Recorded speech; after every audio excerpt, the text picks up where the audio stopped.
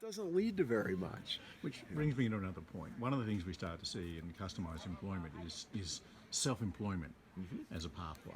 And it seems to me that customized employment in small environments, even potentially large environments, really lends itself to the notion of self-employment. Yeah, yeah. Well, once you have the themes, like you don't go into discovery thinking, oh, this person needs self-employment, right? That comes out of understanding the conditions of employment that are going to be the best ecological fit for that person, or fit their personality best, or fit their medical needs best, or their transportation needs. Self-employment in a lot of ways becomes an accommodation. Right. But if you have a theme and people are making a living who have that theme, then it's commercially viable. So how do I turn that into a profit-making business?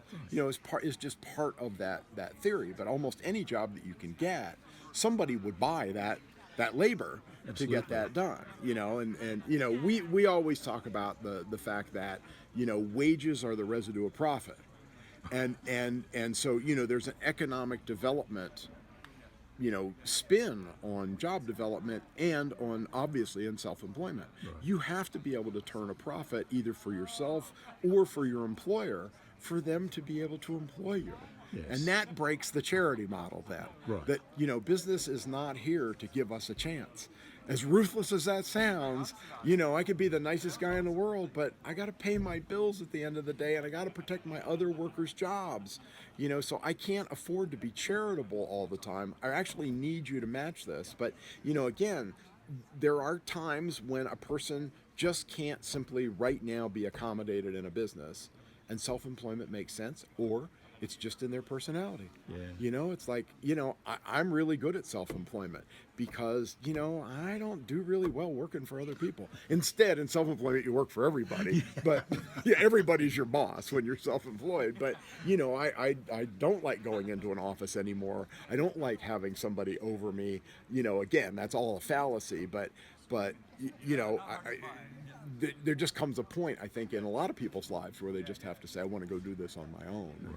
And there's nothing wrong with that. And again, a lot of times it's an accommodation. Yeah. If you can't leave home, if you can't get somewhere, then can we figure out a way to do this? Okay. Yeah, if I've got time for a story, I've got a great story about a woman that we worked with on the west slope of Colorado. And very interesting. And she had multiple disabilities, that she had acquired over her lifetime. And at one point in her life, she was a seamstress. And now she's, using a chair. She's on oxygen. She's had a rough life. She lives in a trailer, far out of town. And anyway, we went to see her with her rehab counselor, brilliant rehab counselor, and she says, I've got this idea for a business. And she says, I use a wheelchair, and so my clothes have to be easy to take off and put on.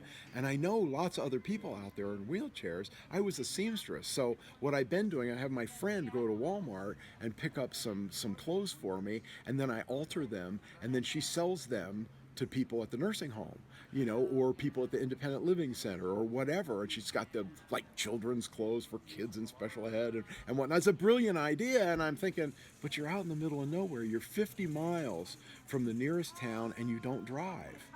And I said, so how are we going to get this to market? Not, oh, this is a stupid idea. This is a brilliant idea. But how are we going to get it to market? She says, already talked to the guy who delivers my oxygen, and he talked to his boss, and he said they'd be glad to be our delivery system, and I'll just work the phones from here and I'll do the sales. And she did. Wow. Right. So we set her up with some equipment and whatnot, and she makes adaptive clothing. And most people would have looked at her and go, that'll never work. Options. That'll never work. Right. She'd have never even gotten to me.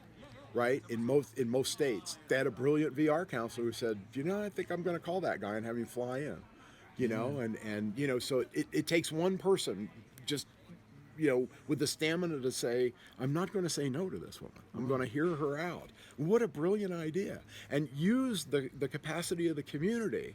And of course, what did we hear going in? Well, I don't know, there's going to be liability, and this person doesn't have time. No, the boss of the oxygen company said, I think that's a brilliant idea. What can we do to help? Right. Yes, it's going to cost me an hour a week. Big deal. Yeah. I'm saving somebody's life here.